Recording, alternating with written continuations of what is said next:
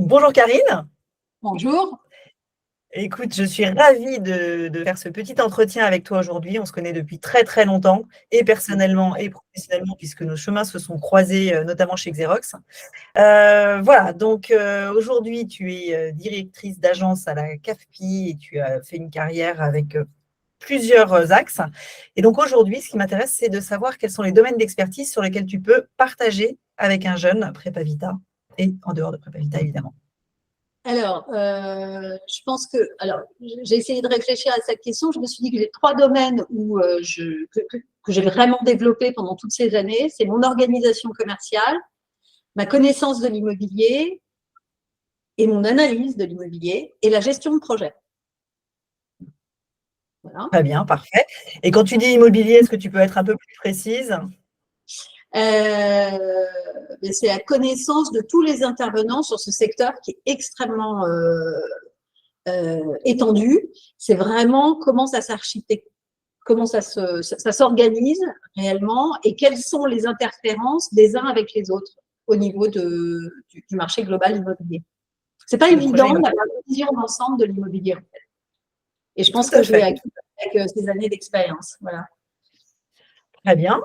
Alors, justement, ces années d'expérience, quelle expérience a été pour toi la plus enrichissante? Alors, j'ai eu une expérience chez Xerox où on s'est rencontrés qui a été une expérience vraiment la plus enrichissante. C'est peut-être pas la plus enrichissante, en tout cas, c'est celle qui m'a le plus marquée parce que c'était ma première expérience réussie.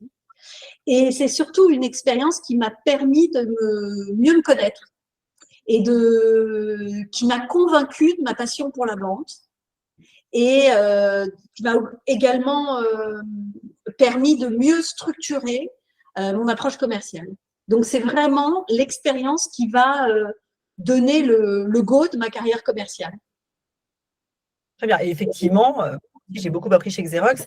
Ça t'a appris aussi à gérer les relations interpersonnelles, que ce soit dans le cadre d'une vente ou d'autre chose finalement, parce qu'on nous a vraiment appris à comprendre l'autre et à nous adapter à la façon dont il pensait. Donc c'est vrai que moi je recommande beaucoup à mes jeunes que je croise de démarrer ou en tout cas de toucher à la vente pour s'ouvrir et pour renforcer leur personnalité en fait.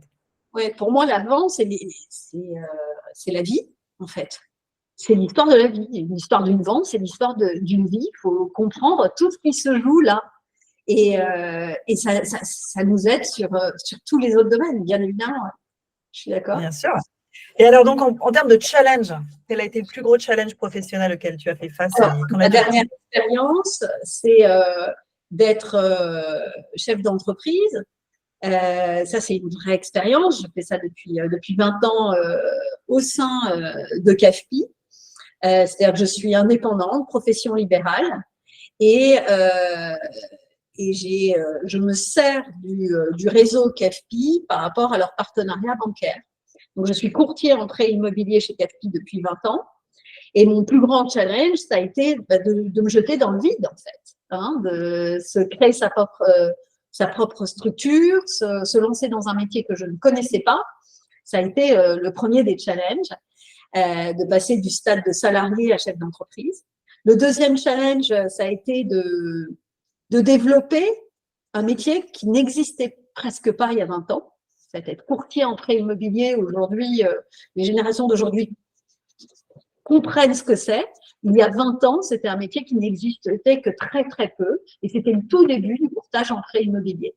Donc, le challenge, c'était de faire connaître ce métier et de me l'approprier et de le valoriser auprès de mes clients. Et donc, il y avait un vrai challenge qualitatif d'arriver à expliquer à mes clients la plus-value de mon intervention. Tout à fait, parce que le courtier est donc intermédiaire entre le client et la banque que l'on peut tout à fait contacter en direct. C'est juste que pour avoir fait souvent avec toi, je sais qu'on n'obtient pas en direct ce que toi, tu peux obtenir grâce à la connaissance que tu as des banques et de leurs représentants, en fait. Parce que c'est de l'humain, encore une fois, hein.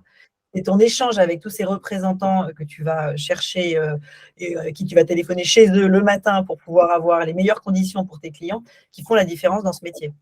effectivement. En fait, je suis l'avocat de l'emprunteur auprès de la banque. Et donc, je le Exactement. représente et je dois le défendre au mieux avec toute mon expertise, mais aussi mon humanité. Voilà. Joliment dit. Alors, est-ce que dans votre structure, donc dans ton agence ou plus globalement à la CAFPI, vous recrutez des jeunes diplômés, des stagiaires, des alternants? Et si oui, comment ça se passe? Comment vous les sourcez? Et quelles sont vos attentes sur ces populations? Alors, on ne recrute pas d'alternants, déjà, parce qu'on est sur un métier qui demande une attention au quotidien. Et en fait, l'alternance ne se prête pas à notre rythme. Il faut vraiment être concentré sur les dossiers du début jusqu'à la fin et pas en intermittence. Voilà. Donc, l'alternance n'est pas du tout adaptée. En revanche, les stagiaires, bien volontiers, s'ils veulent découvrir un métier qui allie à la fois la connaissance bancaire et de la finance, mais aussi beaucoup d'humain et de la relation par rapport à un client final particulier. Et ça, il n'y a pas beaucoup de métiers où on est entre une banque et un particulier. Donc, on doit à la fois avoir une aptitude d'expression vis-à-vis des banques, qui est une entité morale, hein, et vis-à-vis d'un particulier, qui est quelqu'un comme toi et moi. Voilà. Très Donc, bien. ça, Les jeunes, vous recrutez des jeunes diplômés alors compétences oui, avant de… oui, on recrute des jeunes diplômés. Il faut savoir que nous sommes tous indépendants, donc il n'y a pas de fixe, on n'est pas salarié. Donc, on crée son propre business. Donc, il faut avoir des profils déjà qui n'ont pas peur d'être chef d'entreprise et qui en ont même envie, et des profils qui ont un peu de sous de côté pour lancer leur business. Ou alors qui vivent encore chez leurs parents. D'accord. Pour ne pas avoir de charge. C'est souvent le cas pour les gens qui passent par chez nous. Voilà. Dernier point, quel conseil donnerais-tu à un jeune qui a du mal à s'orienter, alors qu'il soit au lycée ou en phase d'études supérieures, ou bien récemment arrivé sur le marché de l'emploi et qu'il ne trouve pas?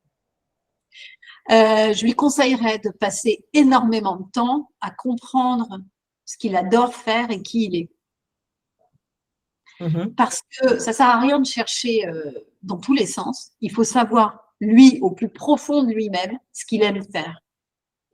Et ce qu'il définit réellement. Et ça, il peut y réfléchir seul, mais aussi avec son environnement très proche, comme ses parents, ses meilleurs amis, qui vont lui dire bah, « moi, je te vois comme ça », parce que quelquefois, on ne se voit pas comme tel que l'on est, d'accord?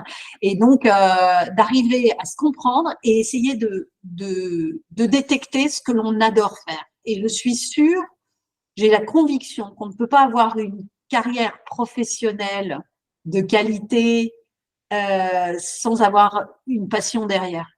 Tous les gens que j'ai rencontrés qui étaient successful, c'est qu'ils avaient la passion de quelque chose, qu'ils ont développé dans leur activité professionnelle.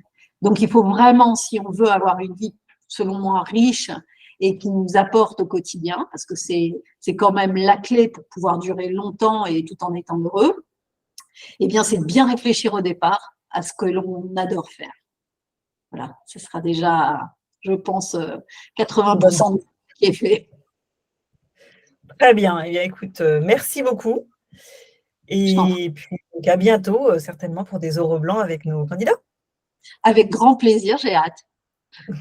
Merci. Au revoir, Karine. Au revoir.